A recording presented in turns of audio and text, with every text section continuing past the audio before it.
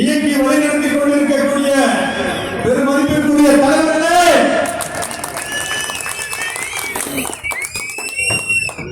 இவ்வளவு தூரம் சிரமப்பட்டு 31 மாவட்டங்களில் இருந்து கூட்டத்தை திரட்டி வந்த நமது ஒன்றியங்களின் மாவட்டங்களின் மேலே அமர் வைக்க முடியவில்லை என்ற மிகப்பெரிய வருத்தம் இருக்கிறது எனக்கு.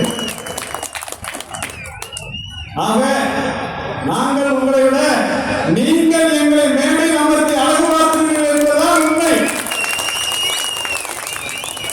அங்கே 50 கொடிக்கம்பங்களை ஏற்றி இருக்கிறோம். 32 மாவட்டத்திலிருந்து 50 அமைப்பு மாவட்டங்கள் இருக்கிறது. தமிழக விவசாய பாதுகாப்பு சங்கம் வலுவாக இருக்கிறது என்பதை எல்லாரும் போடுவதற்காக தான் அந்த கம்பங்கள் கொடிக்கம்பங்கள் அமைக்கப்பட்டிருக்கிறது. அங்கே நமக்காக போராடி ரோட்டில் நின்று போலீஸ் சுட்ட துப்பாக்கி குண்டால உயிரை விட்ட அந்த வீர உழவர்கள் 64 பேரை காட்சிப்படுத்தி இருக்கிறோம். நான் கேட்கிறேன், எத்தனை பேர் அதை பார்த்து சொன்னீங்க? அவன் மரியாதை செலுத்துறீங்க. சரி, இது எத்தனை பேரை டெய்லி மோட்டர் போட்டு தண்ணி ஓட்டுறீங்க? மோட்டர் போடுறதுல கணக்கு செய்யலையா? புரியலாமா? ஒவ்வொரு 2 மாசத்துக்கும் 20,000 ரூபாய் நீங்க தடுப்பு கட்டலைங்க. நாங்க மட்டும் உயிரை விடாட்டி ஒவ்வொரு 2 மாசத்துக்கும் 20,000 ரூபாய் நீங்க தடுப்பு கட்டலைங்க. யோசிச்சு பாருங்க. இன்னைக்கு இருக்கிற நிலைமையில நம்மளால கருணை கட்ட முடியுமா? இந்த மாதிரி உலக பெருந்தலைவர் நாராயணசாமி கோரிக்கையை ஏற்று போராட்டத்திற்கு வந்து கோரிக்கைக்காக உயிரிழந்த வீர உழவர்களை தான் இங்கே காட்சிப்படுத்தி இருக்கிறோம். அவங்க ஒன்றும் சாதாரணம் அல்ல, வீர உழவர்கள். நாம் இன்னைக்கு நல்லா இருக்கிறதுக்கு காரணமே அந்த 63 பேர் என்பதை நாம் மறந்துவிடக்கூடாது. விவசாயிகளை ஒன்று விட மாட்டாங்க. விவசாயி என்னைக்கு பிரிஞ்சு கிடப்பான். விவசாய கட்சிக்கு தான் முக்கியத்துவம் கொடுப்பாங்க. இதெல்லாம் ஊருக்கு ஒரு லெட்டர் பாடம் சுத்தி ஆணையன்னு சொல்லி நம்மளை எல்லாம் கிண்டல் செய்து கொண்டிருந்த அரசியல்வாதிகளுக்கும் அதிகாரிகளுக்கும் இன்னைக்கு ஒரு மாபெரும் வரலாற்று சிறப்புமிக்க கூட்டத்தை கூட்டி நம்முடைய பலத்தை உயர்த்தி இருக்கிறோம். 62% பேர் இருக்காங்க நம்ம நாட்டுல. தமிழ்நாட்டில் மட்டும் 170 தொகுதியில விவசாயிகள் வாக்கு 1 லட்சத்துக்கு மேல. இங்க தமிழ்நாட்டில் ஆட்சி பிடிக்கணும்னா எம்எல்ஏ எம்பி எல்லாம் 2000 ஓட்டு 3000 ஓட்டு தோத்து போயிடுவாங்க. ஆனா நம்ம ஓட்டு 9 தொகுதிக்கு எவ்வளவு இருக்குது? 170 தொகுதியில 1 லட்சத்துக்கு மேல. 70 தொகுதி கணக்கில் விட்டுருங்க. ஒரு 100 தொகுதியில இன்னைக்கு மாநாட்டில் நாம் நிறைவேற்றிய தீர்மானங்களை இந்த அரசு நிறைவேற்றினால்தான் தொகுதிக்கு 10,000 ஓட்டு கிடைக்கும்னா நம்ம கோரிக்கை நிறைவேறுமா? நிறைவேறா? இதுதான் கோரிக்கை அரசியல். கடந்த ஆட்சியில் நம்ம போராடினோம். நம்ம திமுக கேட்குதுன்னு அன்னைக்கு சொன்னாங்க. இந்த ஆட்சியில் போராட்டம் ஜெயிலுக்கு போறோம். இப்ப நம்ம என்னங்கிறாங்க? அஇஅதிமுக கை குளிக்கிறாங்க. உழைத்ததுக்கே கூலி கிடைக்காமல் கடனாளியாகி நம்ம விவசாயி தற்கொலை செய்து கொண்டு இருக்கிறான். அதை பத்தி பேசுங்கன்னா இது கைக்கூலி கைக்கூலி கைக்கூலின்னு இருக்காங்க. என்னைக்கு விவசாயிகள் கோரிக்கை வைத்து போராடுகிறார்களோ அன்னைக்கெல்லாம் நாம் விமர்சிக்கப்படுவோம். நம்ம மீது பொய்யான கட்டுக்கதை கலப்பிடுவாங்க. இதுக்கு உதாரணம் என்னன்னு பார்த்தீங்கன்னா, எல்லா ஊர்லயும் எல்லா கட்சியும் இருக்குது. ஆனா ஒரு ஊருக்குள்ள ஒரு விவசாய சங்க போர்டு வைக்கணும்னா, கிளை திறக்கணும்னா கட்சிக்காரங்க இருந்தா பரவாயில்ல, நம்ம சங்க சொந்த விவசாயிகளே இருக்கிறாங்க. எவ்வளவு சோகம் பார்த்தீங்களா? ஆனால் அவர்களுக்கும் சேர்த்துதான் நாம் போராடுகிறோம். நமக்கு சேர்த்துதான் போராடுறோம். ஆக நம்ம எதிர்க்கிற விவசாயிகளுக்கும் சரி, அரசியல் கட்சியில் அமர்ந்து கொண்டு விவசாயிகளை விமர்சிக்கக்கூடிய விவசாயிகளுக்கும் சரி, எல்லோருக்கும் சேர்த்துதான் நாம் இந்த இயக்கத்தை, கூட்டத்தை, போராட்டத்தை நடத்தி கொண்டிருக்கிறோம். இன்னைக்கு இங்க நம்ம கோர்த்துக்கிறோம். இந்த ரோட்டோரமா போய் பாருங்க, ஒரு பெரிய கேஸ் பைப் லைன் ரோட்டோரமா போயிட்டு இருக்கு. 2011 எங்க தோட்டத்துல எல்லாம் அந்த பைப் லைன் தான். அதுக்கு எதிராக போராடும் போது இதெல்லாம் சாத்தியமா, நிக்குமா, வருமா, நிறுத்த முடியுமான்னு கேட்டாங்க. ஆனா 7 மாவட்ட விவசாயிகள் ஒன்றுபட்டோம், போராடினோம். 11 ஆண்டு கால போராட்டம், 3 முறை உச்ச நீதிமன்றம் வரைக்கும் வழக்கு நடத்தி போராட்டத்தை நடத்தி என்ன பிரச்சனை வந்தாலும் பரவாயில்ல, அவன் தான் களத்துல போடுறது முடிவு நிற்கானல்ல, அவன் முடிஞ்சா போடட்டும்னு தொடர்ச்சியாக தடுத்து கொண்டே இருந்தோம்.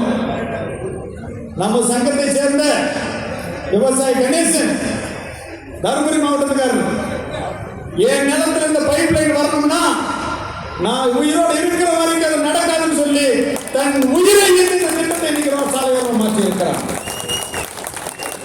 இந்த திட்டம் மட்டுமல்ல, பாரத் பெட்ரோல் ஐடிபிஎல் திட்டம் முத்தூர்ல இருந்து இன்னைக்கு ஒசூர் வரைக்கும் போகுதுன்னா அது நம்முடைய போராட்டம் தான் காரணம். இந்தியன் ஆயில் இன்னைக்கு பாருங்க, கோயம்புத்தூர் சேலம் வரைக்கும் ரோட்டோரம் வருதுன்னா ஆக மொத்தம் இந்த பைப் லைன் போராட்டத்தில் மட்டும் 50,000 விவசாயிகளுடைய நில உரிமையை காப்பாற்றி இருக்கிறோம். நாம் அனைவரும் ஏதோ கூட்டத்தை போட்டு பேசிட்டு போற சங்கம் அல்ல தமிழக விவசாய பாதுகாப்பு சங்கம். பல சாதனைகளுக்கு சொந்தமான சங்கம். சேலம் நாமக்கல் மாவட்டத்தில் திமுக ஆட்சி வந்து விவசாய கடத்தல் கிடையாதுட்டாங்க. ஏன்னு கேட்டா அங்க டிஎம்கே ஜெயிக்கவே இல்லைட்டாங்க. அடப்பா, இப்ப எதிர்கட்சி உங்களுக்கு ஓட்டு போட்டாங்க யாருக்குன்னு 3 மாத காலம் நமது ஐயா நல்லா கவுண்டர் அவர்களுடைய தலைமையில் அங்கு நின்று தொடர்ச்சியாக போராடி நாமக்கல், சேலம் மாவட்டங்களில் 84,000 விவசாயிகளுக்கு நிறுத்தப்பட்ட கடன் தள்ளுபடியை பெற்றுக் சங்கம் தமிழக விவசாய பாதுகாப்பு சங்கம். இந்த போது தவறெல்லாம் காட்டுக்குள்ள உயர்மின் கோபுரத்துக்காக உருவான சங்கம். எப்படி நாம 63 பேர் போராடி உயிரை விட்டு நமது வேளாண் உரிமை மின்சாரம் பெற்று தந்தார்களோ அதற்கு இணையான போராட்டம் தான் அந்த உயர்மின் கோபுரத்திற்கு எதிரான போராட்டம். இழப்பீடே கிடையாது, சட்டத்திலேயே இல்லை. இந்த வக்கீல் விவசாயிகள் ஏமாத்துகிறார், தவறா வழி நடந்தார். அமைச்சர் தங்கமணி சொன்னார், சட்ட மாசம் கழிச்சு தங்கமணி என்ன சொன்னாங்க, இந்தியாவிலேயே முதல் முறையாக இந்த அரசு விவசாயிகளுக்கு இழப்பீடு நிர்ணயம் செய்து அரசாணை பிறப்பித்திருக்கு சொல்ல வச்சோம். 48 வழக்கு 42 பேர் சிறைக்கு போனோம். அரசு திட்டமிட்டதை விட 1600 கோடி ரூபாய் விவசாயிகளுக்கு அதிகமாக இழப்பீடு கொடுத்திருக்கிறோம். தொடர்ச்சி 5 வருஷம் எதை பற்றியும் சிந்திக்கல. நான் பொதுச் செயலாளர், தலைவர் எல்லாருமே சிறை கண்டவர்கள், வழக்கை சந்தித்தவர்கள். ஆனால் ஒரு வழக்கிலே கூட நீதிமன்றத்தால் குற்றவாளி என்பது வரைக்கும் நாங்கள் அறிவிக்கப்படவில்லை. போராடுவது என்பது அடிப்படை உரிமை. அந்த அடிப்படை உரிமையை அரசியலமைப்பு சட்டம் தந்திருக்கிறது என்பதை முன்வைத்து எல்லா வழக்குகளையும் உயர் நீதிமன்றத்திலே போட்டு ரத்து பண்ணியிருக்கிறோம். சும்மா ஒரு வழக்கை வாங்கிட்டு நீதிமன்றத்துக்கு போகாம இருந்துட்டு தண்டனை வாங்கிட்டு ஐயையோன்னு சொல்லி போகக்கூடிய போலி ஆட்கள் நாங்கள் கிடையாது. உண்மையான விவசாய சங்க தலைவர்கள் நாங்கள் பார்த்துருக்கிறோம். 2017 இருந்துங்க சங்கம் ஆரம்பத்திலிருந்து இந்த சங்கத்தோட செயல்பாடுகளுக்கு விவசாயிகள் தான் தேடி வந்து நிதி கொடுத்திருக்கிறார்கள். நண்பர் ரசிகர்கள் வெளிக்கொண்டது கிடையாது. மாநாடு நடத்துவோம், அங்கே வசூல் பண்ணுவோம், அங்கே வாங்குவோம், அங்கே கணக்கு செட்டில் பண்ணுவோம். இங்க வேலை செய்யக்கூடிய எல்லா நிர்வாகிகளுமே சொந்த செலவில் நமக்காக வேலை செய்கிறார்கள். பெட்ரோல், டீசல், கார், சாப்பாடு, பயணம். அந்த அன்னைக்கு தோட்டத்தில் வேலை செஞ்சு 8 ரூபாய் சம்பளத்தை விஷயம் பண்ணலாம். அதை விட்டுக் கொண்டு இந்த விவசாயிகளை வாழ வைக்க வேண்டும், இந்த விவசாயிகளை வாழ்வாதாரம் உயர வேண்டும், இந்த விவசாய சமூகம்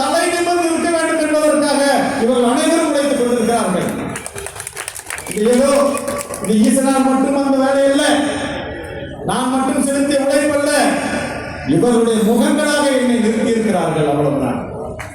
அவருடைய முகங்களை எல்லாம் இவர்கள் கண்டு என் முகத்தை பெரிதாக்கி இருக்கிறார்கள். எத்தனையோ ஊர்கள் மாவட்டங்களில் வச்சு வந்திருக்கிறாங்கன்னா தமிழக விவசாயிகள் பாதுகாப்பு சங்கத்தின் மீது அவர்கள் வைத்த நம்பிக்கை தான் காரணம். இந்த நம்பிக்கை ஒரு நாள் 2 நாள் வரல. தர்மபுரி மாவட்டத்தில் ஒரு ஒத்தையாளா பெண்ணாகரத்தில் போய் டவர் போடுறாங்க. அந்த விவசாயத்தோட போய் நான் காரணத்துக்கு உட்கார்ந்துருக்கிறேன். 3 நாளாச்சு அவர் என்ன பார்க்க வர்றதுக்கு. டவர் போட்டே இருக்கேன். நான் கார் எடுத்து போற மாதிரியே இல்லை. அந்த விவசாயி பெங்களூரிலிருந்து வர வச்சு அப்படியெல்லாம் ஒவ்வொரு விவசாயிடம் சென்று அணுகி ஒரு உழைப்பால் போராட்டத்தால் வெற்றியால் தான் இந்த சங்கத்தை வளர்த்திருக்கிறோம். அதுதான் இன்னைக்கு சாத்தியமாக இருக்கிறோம். நம்முடைய உழைப்பு என்பது முழுக்க விவசாயிகளுக்கானது. இது எந்த நேரத்திலுமே எந்த அரசியல் கட்சிக்காகவும் இது நடக்காது. மிக தெளிவா சொல்றோம், சத்தியமா சொல்றோம். தமிழக விவசாய பாதுகாப்பு சங்கமோ நானோ என்றைக்குமே தேர்தல் அரசியலுக்கோ எந்த கட்சிக்கு ஆதரவாகவோ வாக்கு கேட்டு வர மாட்டோம். இந்த சங்கத்துடைய சத்தியம், என்னுடைய வாக்குறுதி. 7 ஆண்டுகளாக இப்படித்தான் கிராமமாக சொல்லிக் கொண்டிருக்கிறோம். நாம் செய்வது கட்சி அரசியல் அல்ல, நமது கோரிக்கைகளுக்கான அரசியல். அது நீங்க புதுசா இருக்கிற கோரிக்கை அரசியல்னா சொன்னேன்.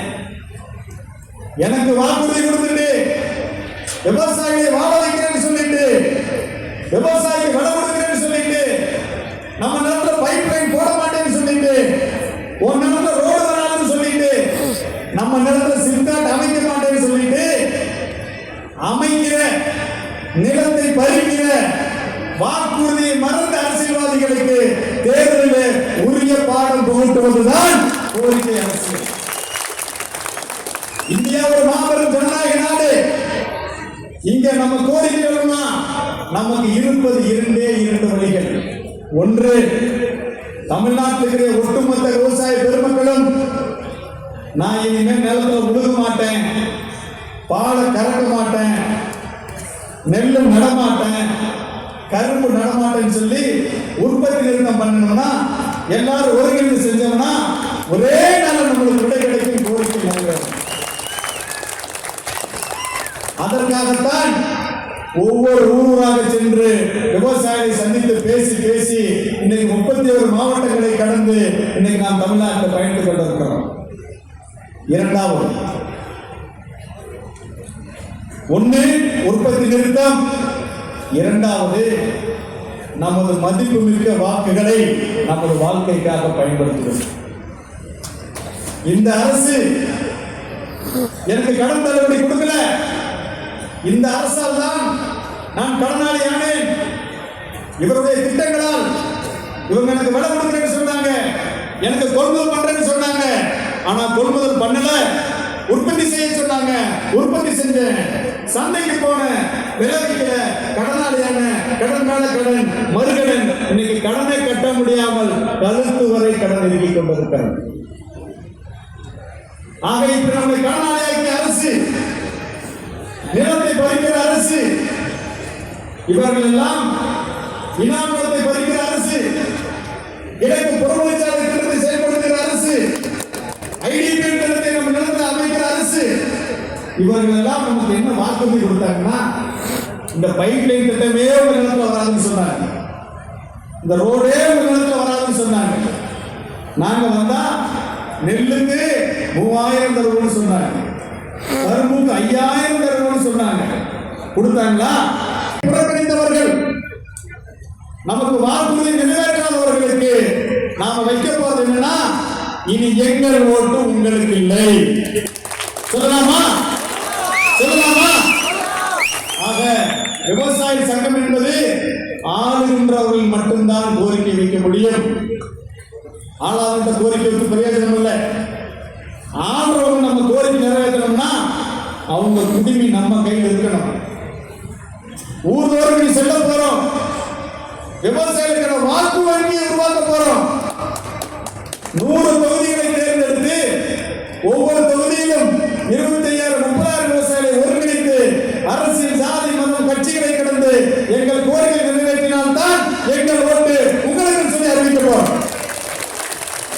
எங்கள் ஓட்டு வேணும்னா கோரிக்கை நிறைவேற்றுங்க, ஓட்டு போடுறோம், செய்தியை பாராட்டுறோம், சொன்னதை செஞ்சு கொடுங்க, வாழ்த்துறோம். இதுதான் நம்ம அரசியல். இதை செய்யலாமா வேண்டாமா? இதைத்தான் அரசு ஊழியர்கள் செய்கிறார்கள். அரசு ஊழியர்களுக்கு ஜாதி இல்லையா, கட்சி இல்லையா, மதம் இல்லையா? அரசு ஊழியர்கள் ஒரு போராட்டம் அறிவிச்சா 9 லட்சம் குடும்பங்கள் ரோட்ல போய் நிற்கிறாங்களே,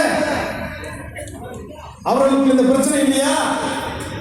ஆக நம்ம சமூகத்தில் இருந்து விவசாயிகளுக்கு பிள்ளைகளாக இருந்து அரசியலாக இருக்கக்கூடியவர்கள் அரசியல் கடந்த ஜாதி கடந்த மதம் கடந்த ஒன்றுபட்டு போராடி அவர்களை பாதுகாத்துக் கொள்ளும் போது அவர்களை படிக்க வைத்து ஆளாக்கிய நாம் அதே போல ஒன்றுபட வேண்டாமா? சட்டமன்றத்தில் நாடாளுமன்றத்தில் நம்ம எல்லாம் பிரித்து வைத்திருக்கக்கூடிய அரசியல் கட்சிகள் எம்எல்ஏக்கு சம்பள உயர்வு, எம்பிக்கு சம்பள உயர்வு வந்தா எப்படி எல்லா கட்சியும் ஒட்டுமொத்தமா கை வைக்கிறாங்க? ஒற்றுமையா இருக்கிறாங்க இல்லையா? ஊருக்கு வந்து நம்மளை குடிக்க சொல்றாங்க, நம்மளை பிரிச்சு வைக்கிறாங்க. இவன் மோசம் அவர் சொல்றாரு, அவன் மோசம் இவர் சொல்றாரு. ஆனா நாடாளுமன்றத்தில் சம்பள உயர்வு வேணும்னா, சட்டமன்றத்தில் சம்பள உயர்வு வேணும்னா கை தூக்குறாங்க. யோசிச்சு பாருங்க. அப்போ நம்மளை பிரித்து வைக்கிற அரசியல்வாதிகள், நம்மளை பிரித்து வைக்கிற கட்சிகள் அவர்களுக்கு சலுகை வேணும் போது அவர்கள் ஒன்றுபட்டு நிற்கிறார்கள். நம்மளை ஊழலாக சுருட்டுகிற பெரும்பகுதி அரசு ஊழியர்கள் அவர்கள் ஒற்றுமையாக இருக்கிறார்கள். ஆனால் நான் மட்டும்தான் எனக்கு இந்த ஆட்சி சரியில்லை, போனாட்சியே பரவாயில்ல போல இருக்குது, இப்படியே பல முறை பேசி 75 வருஷமா மாத்தி மாத்தி திருப்பி இவங்களையே கொண்டு வந்து திருப்பி இவங்களுக்கே ஓட்டு போட்டுட்டு இளவு வீட்டுல கல்யாண வீட்டுல எல்லா பக்கம் உட்கார்ந்துட்டு விவசாயி எவன் மதிக்கிறான், யாரு விவசாயிக்கு செய்யறான், எங்கே விவசாயத்தை ஒற்றுமை இருக்குது அப்படின்னு நம்மளுக்கு நாமளே புலம்பிட்டு மிக எளிமையான வேலை. தொகுதிக்கு 1 லட்சம் இருக்கிற விவசாயிகளை ஒன்று திரட்டி எங்கள் கோரிக்கை நிறைவேற்றினால்தான் எங்கள் ஓட்டு உங்களுக்கு, எங்கள் நிலத்தை பறிக்கிறவர்களுக்கு ஓட்டு அறிவிக்கலாம் வேண்டாமா? கண்டிப்பாக நாம் வாழ்வதற்கு 2 வழிதான். ஒன்று உற்பத்தி நிறுத்தம், இன்னொன்று நமது வாழ்க்கைக்காக நமது கோரிக்கைகளுக்காக வாக்களிப்பது. இந்த 2ஐயுமே விட்டுட்டு 75 ஆண்டுகளாக நாம் ஏமாந்ததன் விளைவுதான் இன்னைக்கு 62% இருந்தும் இன்னைக்கு அரசியல் கட்சிகளிடமும் அதிகாரிகளிடமும் மாவட்ட ஆட்சியிடம் நாம் காவடி எடுத்துக் கொண்டிருக்கிறோம். பேரன்புக்குரிய உலக உறவுகளே, ஒரு சாதாரண பிரச்சனை, கறிக்கோழி பிரச்சனை, என்னைக்காவது ஏதாவது ஊர்ல எங்கேயாவது ஒரு நாட்டுல முதலாளிகள் ஏற்கனவே விலையை இறக்கி கேள்விப்பட்டிருக்கீங்களா? கேள்விப்பட்டிருக்கீங்களா? ஆனா அந்த கறிக்கோழியில மட்டும் முதலாளிகள் விற்கிற விலையை குறைக்கிறாங்க. என்னப்பா மக்கள் போராட்டம் பண்ணாங்களா, அரசு குறைக்க சொல்லுச்சா, எதனால விலையை குறைக்கிறீங்கன்னு கேட்டா, நாங்க 45 பேர் சேர்ந்து ஒரு சங்கம் வச்சிருக்கிறோம், நாங்க உங்களை வளர்த்து 5000 கோடி 10,000 கோடி வளர்த்துட்டு இருந்தோம், இன்னைக்கு 1000 கோடி 2000 கோடி சேர்த்துட்டோம். அதனால இனிமே எவனும் எங்களை மாதிரி தொழில் செஞ்சு மேல வந்துடக்கூடாது.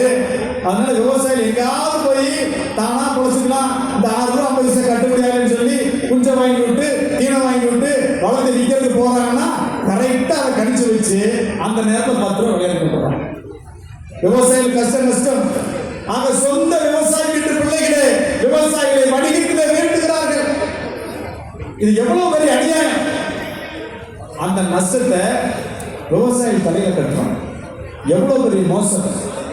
ஆக கறிக்கோழியை வைத்து நம்மை சின்னாவனப்படுத்தி அந்த முதலாளிகளை சில்லி சிக்கன் போடுறது நம்ம ஏற்பட்டு வெளியேற்றிருக்காரு. அங்க 2 சங்கம் கொடுத்தனால ஏமாத்திட்டு இருந்தாங்க விவசாயிகள. உன்னை அதெல்லாம் விவசாயிகள் செல்லவே கறிக்கோழி பண்ண சில பேர் இங்க வந்தாச்சு, இங்க நிக்கிறாங்க நம்ம கூட. யோசிச்சு பாருங்க, அடிமேல் அடிச்சது மனு மேல மனு வந்துச்சு. இன்னைக்கு தமிழ்நாடு அரசாங்கமே முத்தரப்பு பேச்சுவார்த்தையை ஏற்பாடு பண்ணி நாளைக்கு சென்னையில் நம்ம சங்கத்தை கூப்பிட்டுருக்காங்க. நம்ம சங்கத்துக்கு ஒன்று லெட்டர் வந்துருக்கு. ஆக நம்ம அடிக்கடி நகர்ந்ததா இல்லையா? படிப்படியாகத்தான் எந்த கோரிக்கையிலுமே வெல்ல முடியுமே தவிர ஒரே ராத்திரியை வெல்வதற்கு நம்மிடம் அதிகாரம் இல்லை என்பதை நீங்கள் உணர்ந்து கொள்ள வேண்டும். இந்தியா பூராவும் எல்லா மாநிலங்களிலுமே இனாம் நிலம் இருக்குது, 4 கோடி ஏக்கர் இருக்குது. உத்தரப்பிரதேசத்தில் இல்லையா, குஜராத்தில் இல்லையா, கர்நாடகாவில் இல்லையா, மன்னராட்சி எங்கெல்லாம் இருந்ததோ எல்லா நாடுகளிலுமே மாநிலங்களிலுமே இனாம் நிலங்கள் இருக்கிறது. உழுதவனுக்கு நிலம் சொந்தம் சொல்லியாச்சு, குடியிருந்தவனுக்கு மனை சொந்தம் சொல்லியாச்சு. ஆனால் தமிழ்நாட்டில் என்ன செய்யறாங்க? 1963 இனாம் ஒழிப்பு சட்டத்தை கொண்டு வந்து கொடுத்த பட்டாவை 150 வருஷம் பட்டா இருக்குது, பத்திரம் இருக்குது, அனுபவம் இருக்குது, அந்த நிலத்தை ஜீரோ வேல்யூ பண்றான். ஆவணம் பதிவு செய்து தடை செய்கிறான். விவசாயிகளை ஆக்கிரமிப்பாளர் இருக்கிறான். டிடிசிபி அப்ரூவல் போட்டு லேஅவுட்ல வீடு வாங்கி கட்டியிருந்த வீட்டை இடிச்சு வைக்கிறான், பூட்டு வைக்கிறான். இது யாரு செய்கிறா? தமிழ்நாடு அரசு செய்கிறது, வக்ஃப் வாரியம் செய்கிறது, இந்து சமய அறநிலையத்துறை செய்கிறது. இது ஏதாச்சும் ஒரு அமைப்பு கேட்டுச்சா? ஏதாச்சும் ஒரு போராடினாங்களா? ஆனால் சட்டத்தை முன்கொண்டு நமது உரிமைகளை முன்கொண்டு தொடர்ச்சியாக இன்னைக்கு நாம் இனாம் இயக்கத்தை உருவாக்கி நெட்டின போடப்புற கல்வி வீசிருக்கோமா இல்லையா? கள்ளப்புற பிடிக்கிறது இருக்கிறோமா இல்லையா? ஏழை தடுத்து நிறுத்துகிறோமா இல்லையா? இன்னைக்கு வெண்ணமலையில ஒரு இயக்கம் நடக்குதுன்னா நம்ம போறது கோயில் நிலம், இன்னைக்கு அது இனாம் நிலம் என்கிற வரலாற்று உரிமையை கருவறை பேச வைத்திருக்கிறோம், தமிழ்நாட்டை பேச வைத்திருக்கிறோம், கட்சிகளை பேச வைத்திருக்கிறோம். ஏனென்றால் நாம் ஆட்சிக்கு ஆசைப்படல, நில உரிமைக்கு, விவசாயிகளின் பொதுமக்களின் கோரிக்கைகளுக்காக மட்டும்தான் நாம் இயக்கத்தை நடத்துகிறோம். கரூரில் நாம் நடத்தின போராட்டத்தில் எதிர்கட்சி எம்எல்ஏ வந்தார், முன்னாள் அமைச்சர் வந்தார், இன்னார் நாடாளுமன்ற உறுப்பினர் வந்தாங்க, எல்லா கட்சியும் ஒன்று சேர கொண்டு வந்தோமே. அது எப்படி சாத்தியமாச்சு? அதற்கு பெயர் தான் கோரிக்கை அரசியல். மக்கள் ஒன்றுபட்டு நின்றால் நம்மை விளக்குகிற, நம்மளை ஏமாற்றுகிற எல்லா அரசியல் கட்சியும் வந்து நிற்கும். நம்மளை ஏமாற்றுகிற, நம்மளை தூற்றுகிற, நம்மளுக்கு மோசடி செய்கிற, நம்மளுக்கு பொய் சொல்ற எல்லா அரசியல் கட்சி எங்க வந்து நிற்கும்? நாம ஒன்றுபட்டு நின்றால் வந்து நிற்கும் என்பதை காட்டிய இடம் தான் கரூர் வெண்ணமலை. அந்த ஒற்றுமையை முன்னாடி கொடுத்துருக்கு. நாம இவ்வளவு கஷ்டப்பட்டு நெல் விளைவிக்கிறோம். இந்தியாவை பொறுத்தவரைக்கும் நெல் உற்பத்தி அதிகமா இருக்குது, நெல் உற்பத்தி பற்றாக்குறையும் கிடையாது. ஆனாலும் மத்திய அரசு என்ன பண்றாங்க? நெல்லில் இருந்து ஒரு மரபணுவை திருத்தி 2 ரகங்களை அறிமுகப்படுத்தி நம்மளை எல்லாம் நிரந்தர நோயாளியாக்குவதற்கு திட்டம் பண்றாங்க. ஒரு சாதாரண விதையை கொண்டு வருவதற்கு அத்தனை ஆராய்ச்சிகள் இருக்கும் போது எந்தெந்த சோதனையுமே செய்யாமல் நம்மளெல்லாம் நிரந்தரம் புற்றுநோயாளியாக்குவதற்காக மத்திய அரசு 2 மரபணு திருத்தப்பட்ட நிறுவனங்களை அறிமுகப்படுத்தி இருக்கிறார். விதை மசோதாவை அறிமுகப்படுத்தி இருக்கிறாங்க. நம்மளுக்கு விதை வாங்கி முளைக்கலன்னா, முளைச்சு வந்து காய்க்கலன்னா நாம் என்ன கிடைக்கும்? இருப்பு கிடைக்கும் நினைச்சிருக்கீங்களா? இப்ப அமல் இருக்கிற விதை சட்டத்திலும் சரி, இப்ப புதுசா மத்திய அரசு அறிமுகப்படுத்துகிற மசோதாவிலும் சரி, விவசாயிகள் விதை நிறுவனங்களால் பாதிக்கப்பட்டாலோ இழப்பீடு கிடையாது, அதற்கான விதிகளே கிடையாது. நாம் என்ன பண்ணணும்? நுகர்வோர் நீதிமன்றத்துக்கு போய் விதை சரியில்லை, விதையில முளைப்பு திறன் இல்லை, விதையில உண்மை திறன் இல்லை, விதை தூய்மை இல்லை, இதுக்கு நாம நிரூபிக்கணும். நான் இத்தனை விவசாயம் இருக்கிறீங்க, என்னைக்காவது விதை கட்டுறீங்க வழக்கு போட்டு யாராவது ஜெயிச்சிருக்கீங்களா? ஆக அவ்வளவு மோசமான ஒரு சட்டத்தை மத்திய அரசு அறிமுகப்படுத்தி இருக்கிறார். அந்த விதை சட்டத்தில் பாதிக்கப்பட்ட விவசாயிகள் நிறுவனங்களுக்கு இழப்பீடு பெற முடியாதுங்கிறாங்க. அந்த விதையை தான் இவங்க அனுமதிக்கிறாங்க. பூரா கார்பரேட் கம்பெனி விதைகள். நாம விவசாயிகள் நாம விதை விற்கக்கூடாதுங்கிறாங்க, நம்ம ட்ரேட்மார்க் போட்டு விதை விற்கக்கூடாதுங்கிறாங்க. ஆக ஒட்டுமொத்தமாக இனி விவசாயிகள் விதையை வைத்துக் கொள்ள முடியாது, பரிமாறிக்கொள்ள முடியாது, இன்னொரு விவசாயி விற்கக்கூடாது என்ற தடையை ஏற்படுத்தி இருக்கிறார்கள். எவ்வளவு பெரிய மோசம் யோசிச்சு பாருங்க. ஆக தொடர்ச்சியாக இப்ப நான் சொன்னேன், 63 வீர உழவர்கள் உயிரை விட்டுத்தான் நமக்கு இந்த உரிமை பெற்றுக் கொடுத்தாங்க. ஆனா மத்திய அரசு சட்டமே இல்லாம ஒரு மின்சார திருத்த மசோதா கொண்டு வந்திருக்கிறாங்க. 2020 இருந்து இன்ன வரைக்கும் 5 முறை கொண்டு வந்தாச்சு. 5 முறையும் அந்த சட்டத்தை நிறைவேற்ற முடியல. அந்த மின்சார திருத்த மசோதா மட்டும் நாடாளுமன்றத்தில் நிறைவேற்றப்பட்ட சட்டமானால் நாம மோட்டர் போட முடியாதுங்க.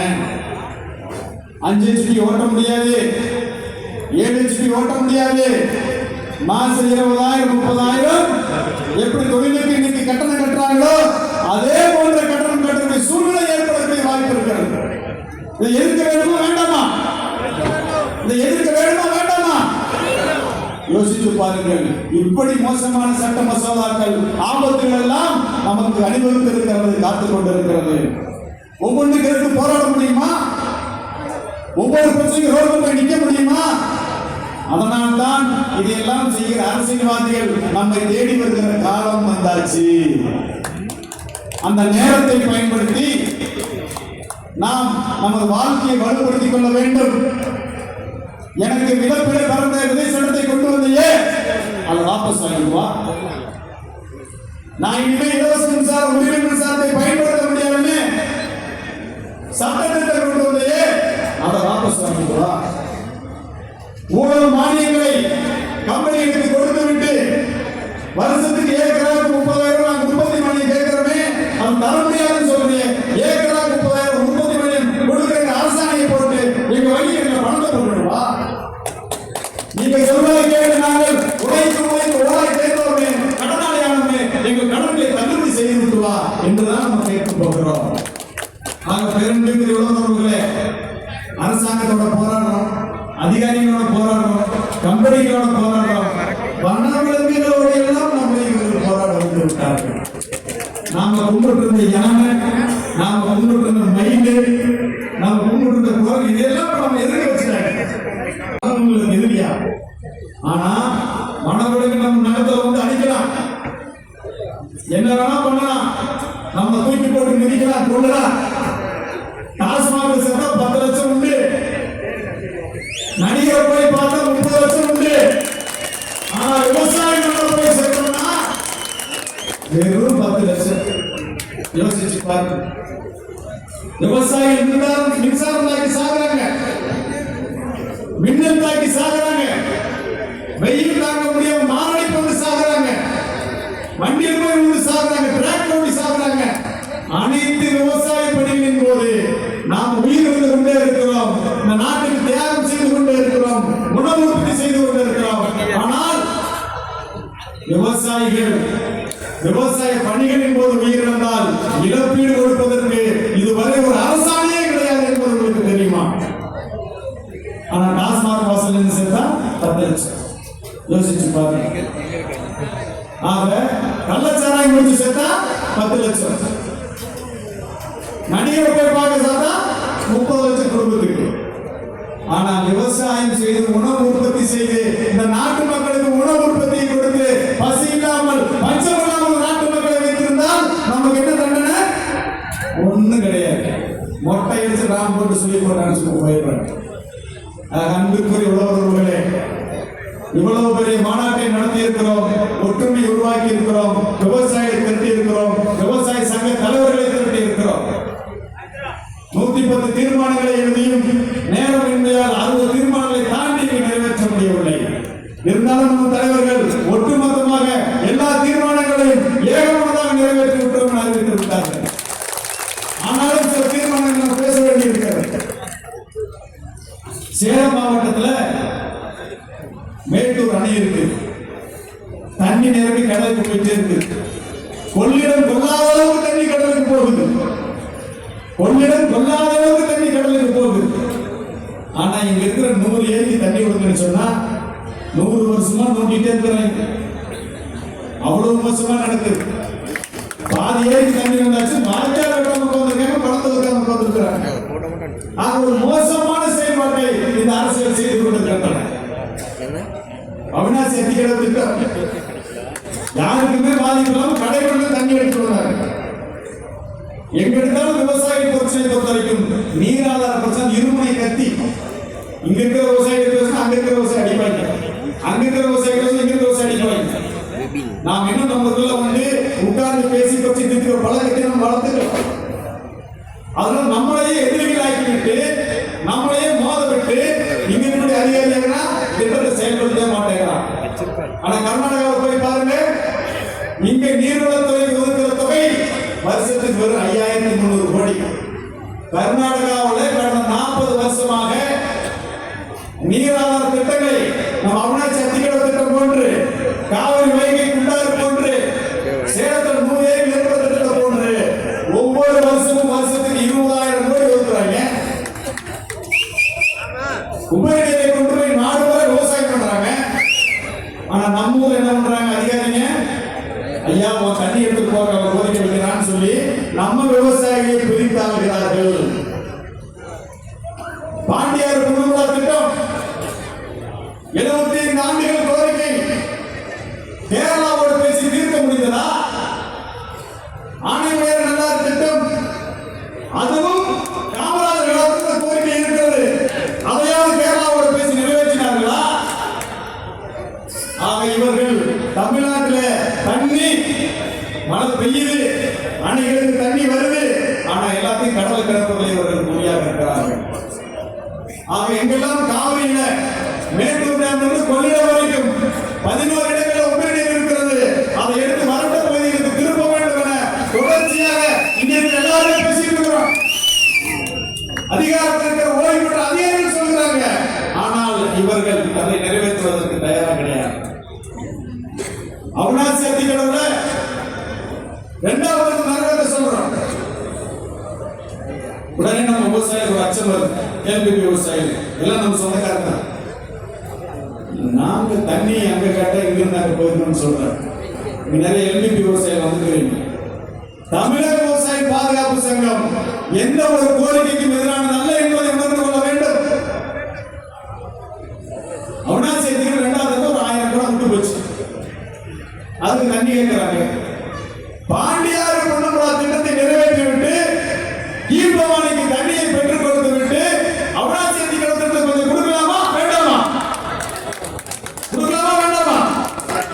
ஆக ஒரு பெரிய நீராதார திட்டத்தை நம்ம கொடுக்க சொல்றோம், நதிகள் இணைப்பை செயல்படுத்த சொல்கிறோம், கொஞ்சம் மிச்சமா இருக்கிற தண்ணியை வறண்ட பகுதிகளுக்கு கொடுங்கன்னு சொல்லி கேட்கிறோம். ஆக பெரும்பான்மையாக இன்னைக்கு இருக்கக்கூடிய விவசாயிகள் எதையுமே எதிர்க்கிற மனப்பான்மை இருக்கக்கூடாது, சிந்திக்கிற மனப்பான்மை இருக்க வேண்டும். தமிழக விவசாய பாதுகாப்பு சங்கம் என்பது உலக அளவிலே இந்திய அளவிலே எல்லா திட்டங்களையும் ஆய்வு செய்கிறோம், கோரிக்கையை ஆய்வு செய்கிறோம். விவசாயிகள் எங்கெல்லாம் நல்லவர் இருக்கிறோம் அங்க கூட ஆய்வு செய்கிறோம், கருத்துக்களை கேட்கிறோம், அறிவுகளை பகிர்ந்து கொள்கிறோம். அந்த வகையிலே சிறப்பான திட்டங்களை நம்ம செயல்படுகிறோம். நாம் உருவாக்கியதுதான் ஏக்கராவுக்கு வருஷந்தோறும் 30,000 ரூபாய் உற்பத்தி மானியமாக கொடுக்கிறது.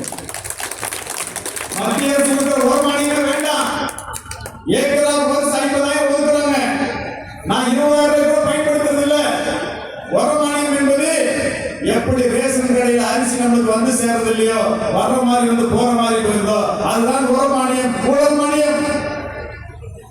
எனவே இந்த ஊழல் மானியத்தை ஒரு மானியத்தை நிறுத்திவிட்டு இந்த மானிய பொருட்கள் எங்களுக்கு வேண்டாம் என்பதை சொல்லிவிட்டு மத்திய அரசு எங்களுக்கு நேற்று எங்க வங்கி கணக்குல வருஷத்துக்கு ஏக்கருக்கு 50,000 ரூபாய் போடுங்க, தமிழ்நாடு அரசு ஏக்கருக்கு 30,000 ரூபாய் போடுங்க, ஆண்டுக்கு 70,000 ரூபாய் ஏக்கருக்கு வந்தா நாம் போய் கூட்டுறவு சங்கத்தை கடன் கேட்டு நிற்போமா? உரக்கடையில் கடன் வைப்போமா? யோசித்து பாருங்கள். அதனால்தான் உரிமை மீட்பு கடன் விடுதலை மாநாடு நடந்திருக்கிறோம். நம்ம ஒதுக்கிற தொகை நமக்கு வரதில்லை. அரசியல்வாதிகள் அதிகாரிகள் சேர்ந்து ஊழல் செய்து கொண்டிருக்கிறார்கள். அரசாங்கத்தில் போய் எதை கேட்டோம்னாலும் நீ திட்டம்லாம் தர முடியாதுங்க, பேங்க் அக்கௌண்ட் பணத்தை போட்டுறோம், அதான் ஆதார் கார்டு இணைச்சாச்சு, பேங்க் கார்டு இணைச்சாச்சு, அப்புறம் என்ன பிரச்சனை உங்களுக்கு அப்படின்னு சொல்லி கேட்கிறாங்க. எல்லாத்தையும் நேரத்தை பேங்க்ல போடுறாங்க. ஆனா விவசாயிகள் போய் கேட்டால் மட்டும் அதெல்லாம் முடியாதவங்களுக்கு உரமா தான் தருவோம், அதெல்லாம் முடியாதவங்களுக்கு தார்பாயத்தான் தருவோம், உனக்கு மம்டியாட்டா கொடுக்கணும்னு சொல்லி மானிய திட்டங்களில் ஊழலை அவர்கள் விதித்துக் கொண்டிருக்கிறார்கள். சீட்டை கொடுத்தது முடிக்க மாட்டேங்குது. காவல்துறை முடிக்க சொல்றாங்க, நம்மளால தீர்மானத்தை வாசிக்க முதல் வரிசை வந்து முடியல. ஆக எல்லா தீர்மானங்களையும் நிறைவேற்றப்பட்டதாக அறிவித்து விட்டோம். எல்லா தீர்மானங்களையும் குழுவில் பதிவு செய்யறோம். எல்லா அரசியல் கட்சிகளுக்கும் கொண்டு போய் கொடுக்கிறோம். முதல்வருக்கு கொடுக்கிறோம், தலைவருக்கு கொடுக்க போறோம். ஆக எங்களுக்காக பேசவில்லை என்றாலும், எங்கள் கோரிக்கை நிறைவேற்றவில்லை என்றாலும், எங்களுக்காக யார் நிற்கலையோ அவர்களுக்கு எங்கள் வாக்கு கிடையாது என்பதுதான் நம்முடைய தீர்மானம். மாநாடு போட்டாச்சு, கூட்டத்தை காமிச்சாச்சு, செல்ஃபி வச்சாச்சு, ஸ்டேட்டஸ் வச்சாச்சு. நாளைக்கு போய் தூங்க நடந்து நினைக்கிறீங்களா? நடக்காது ராஜா, நடக்காது, சத்தியமா நடக்காது. இந்த மாதிரி கூட்டத்தில் 1000 கூட்டத்தை பார்த்தவங்க அரசியல்வாதிங்க திருச்சி நம்ம வச்சு அனுசரிக்க அவர்களை என்னைக்கு விவசாய வாக்குகளால் திருப்பி அடிப்பார் என்ற பயத்தை உருவாக்குகிறோமோ அன்னைக்கு தான் நம்ம இந்த மாநாட்டுக்கு இன்னொரு மிகப்பெரிய பெருமை இருப்பது தெரியுமா உங்களுக்கு? ஆட் பண்ணி போடுறது காலையில் ஒரு பெருமுறையில் ஒரு கூட்டம் நடந்தா கூட சிப்காட் முதலீடு காசு வைத்து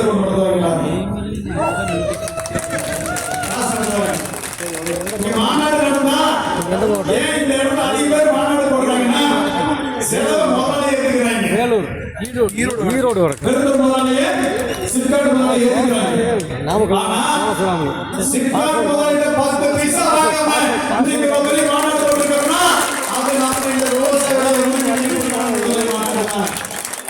2 மணி வரைக்கும் இங்க ரோட்லயும் தண்ணி வராது. 1000 அடி ஓடணும். சிப்காட் போய் தோணே 4 அடி தண்ணி வருது. 4 அடி தண்ணி வருது. எல்லாம் கைது சுத்தி வச்சிருக்கீங்க, சுத்தம் பண்ணி கொடுங்கன்னு நாங்க கேட்கிறோம். அரசாங்கம் மறுசுழற்சி பயன்படுத்தி பண்றேன்னு சொல்லுது. யாராச்சும் பண்றாங்களா? கெட்டு போன பூமி, மரடாகிட்ட பூமி, கேன்சரின் தலைநகரமாக இந்த மாவட்டத்தை நோயிலிருந்து மீட்டு கொடுங்கன்னு கேட்கிறோம். தண்ணி சுத்திகரிச்சு கொடுங்கன்னு கேட்கிறோம். இதை கேட்ட என்ன இந்த சங்கம் முதலாளிகளுக்கு எதிரான சங்கம் அப்படிங்கிறாங்க. தமிழக விவசாய பாதுகாப்பு சங்கம் என்பது விவசாயத்தின் தொழிலாளையும் தொழிலையும் 2 பாதைகளாக பார்க்க. ஒரு நாட்டுக்கு எப்படி விவசாய தொழில் அவசியமோ, ஒரு தொடரை பெயின் போவதற்கு 2 தண்டவாளம் அவசியமோ, தொழிலும் விவசாயம் அவசியம். அது 2 கண்ணு, 2 தண்டவாளம், அதுல மாற்று கருத்து கிடையாது. அதுக்காக காத்த கெடுக்கிறவங்கள, தண்ணியை கெடுக்கிறவங்கள, மண்ணை கெடுக்கிறவங்கள நம்ம நோயாளிகளை பார்த்து கொண்டு இருக்க முடியுமா? எங்க உலகம் பூரா இருக்கக்கூடிய எல்லாரும் காலையோட சட்டம் போட்டுருக்கு, நம்ம ஊர்ல சாயம் போட முடியுமா? யோசிச்சு பாருங்க. இதே வெளிநாடுகளில் எல்லா சாயம் கட்டி இருக்குது, அங்கெல்லாம் சுத்திகரிக்கிற சுத்தமான தண்ணி இருக்குது. ஆனா நம்ம ஊர்ல அப்படியே தேர்வு பண்றாங்க.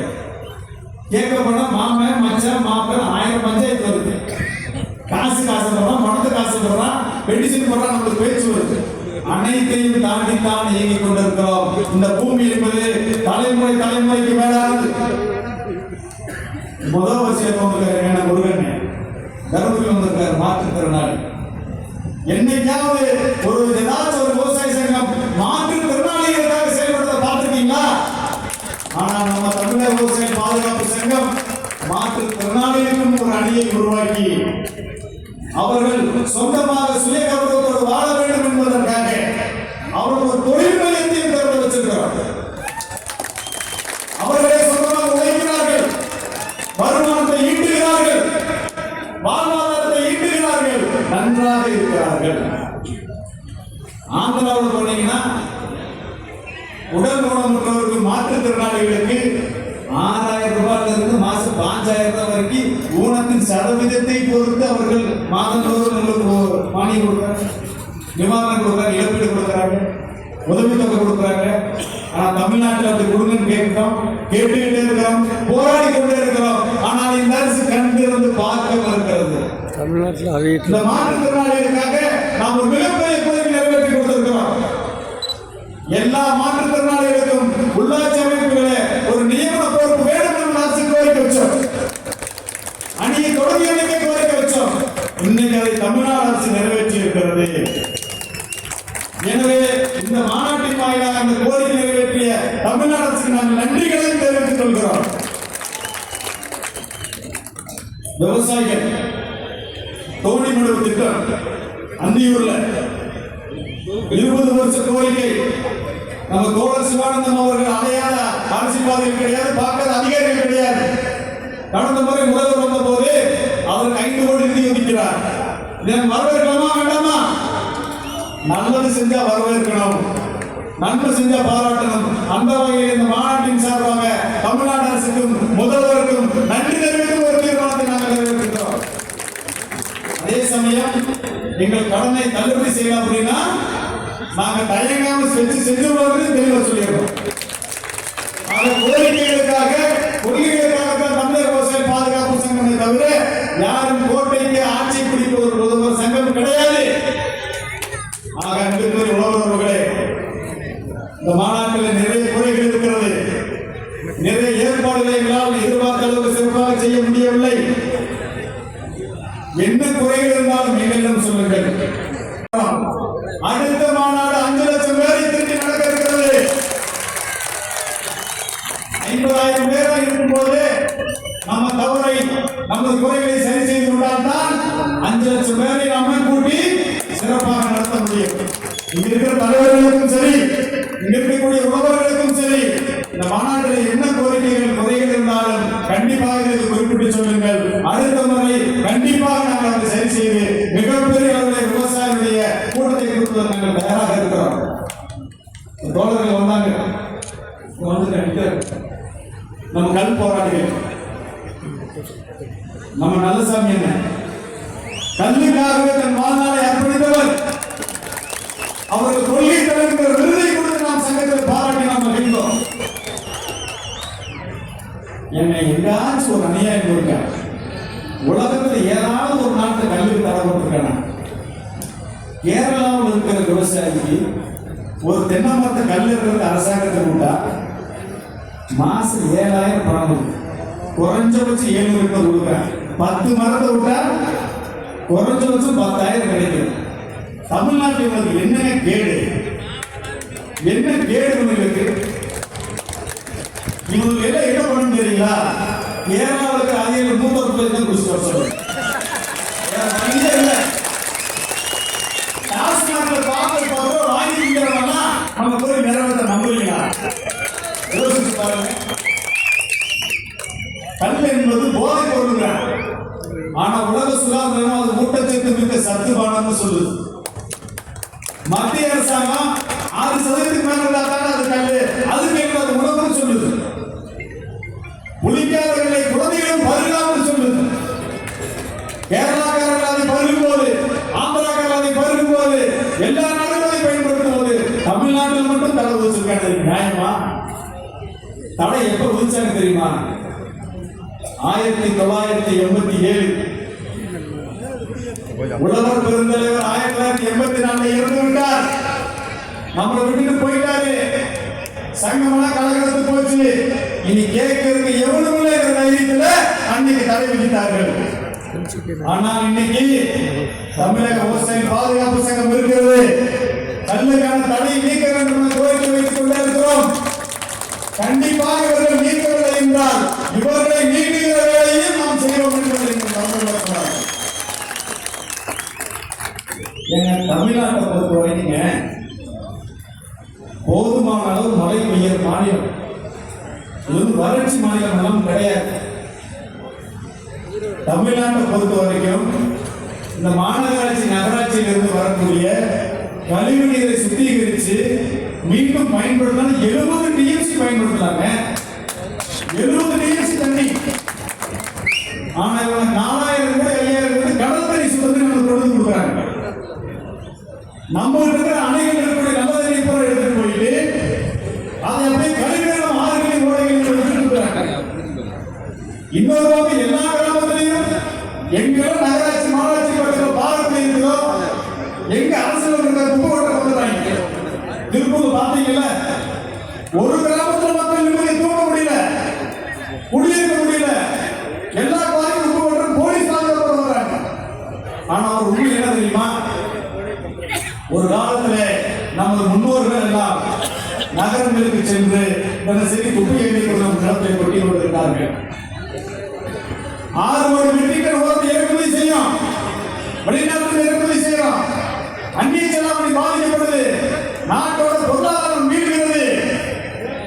அதை இறக்குமதி பண்ணி அதுக்கு வருஷத்துக்கு 2000 லட்சம் கோடி உற்பத்தி மானியம் கொடுக்கிறோம். ஆனா இந்தியாவில் இருக்கக்கூடிய மாநகராட்சி நகராட்சியில் சேரக்கூடிய மக்கும் குப்பைகளை உரமாக மாற்றினாலே 6 கோடி மெட்ரிக் டன் உரம் கிடைக்கிறது. அப்ப சக்தியை வச்சுக்கிட்டு நாம் எங்க தொலைவிட்டு இருக்கிறோம். அதிகம் என்ன பண்றாங்க, குப்பை அகற்றுவதற்கு வரி போட்டு மக்களை வச்சுக்கிறாங்க. அதே குப்பையை மக்க வச்சா உரம் 2000 லட்சம் கோடி உற்பத்தி உரமானி கொடுக்க வேண்டியதில்லை. உரத்தை வெளிநாட்டில் 6 மெட்ரிக் டன் இறக்குமதி பண்ண வேண்டியதில்லை. இப்படி ஆக்கப்பூர்வமான திட்டங்களை அரசு முன்வைத்தால் அதிகாரிகள் முன்வச்சா அவன் என்ன தெரியுமா சொல்றான், எனக்கு 40% கமிஷன் வருமானு கேட்கிறான். எங்களுக்கு என்ன வரும்னு கேட்கிறான்.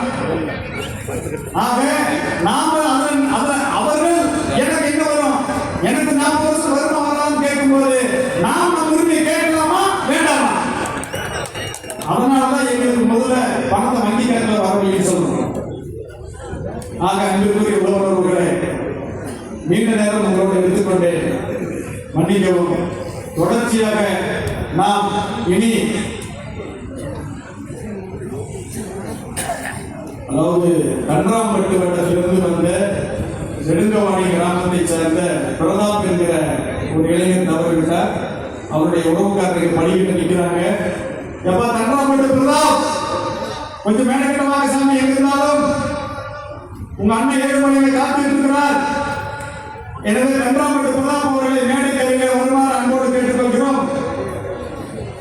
இந்த மாநாட்டிற்கு மிகப்பெரிய அளவில் பொருளுதவியும் நன்கொடையும் வழங்கி இந்த மாநாட்டிற்கு 3 மாதங்களாக பெரும்பணி செய்த நம்ம சங்கத்தின் அனைத்து நிர்வாகிகள், இந்த விஜயபுரி அம்மன் கோவில் ட்ரஸ்ட் நிர்வாகத்திற்கும், காவல்துறை நேரம் பாதுகாப்பு கொடுத்த அனுமதி கொடுத்ததற்கும், இங்கே வந்து செய்தி சேகரித்து நம்ம உலகம் பூரா கொண்டு சென்ற ஊடக நண்பர்களுக்கும், பொறுமையாக காத்துக் கொண்டிருந்த உங்களுக்கும், நமக்காக வருகிற இந்த 50க்கும் மேற்பட்ட விவசாய சங்க தலைவர்களுக்கும், எனது மாநாட்டிற்கு உதவிய அனைத்து நல்லுள்ளங்களுக்கும், நம்பிக்கையோடு இந்த மாநாட்டில் வந்து கலந்து கொண்ட அனைத்து விவசாயிகளுக்கும் உங்களுடைய பொறுப்பாளர்களை தொட்டு நன்றிகளை பாராட்டி, என்னைக்குமே தமிழக விவசாய பாதுகாப்பு சங்கம் உங்களுக்கு நேர்மையாக சரியாக அரசியல் சார்பற்று ஜாதி மத கட்சி சார்பற்று உங்களுக்காக உழைக்கும், உங்களுடைய வாழ்வாதாரத்தை முன்னேற்றும், உங்களுக்கான சுயமரியாதை மீண்டும் கொடுக்கும், உங்களை நிமிர்ந்து நடக்க வேண்டும் என்பதை தெரிவித்துக் கொண்டு இந்த வாய்ப்புக்கு நன்றி வெளியிடுகிறேன். நன்றி, வணக்கம்.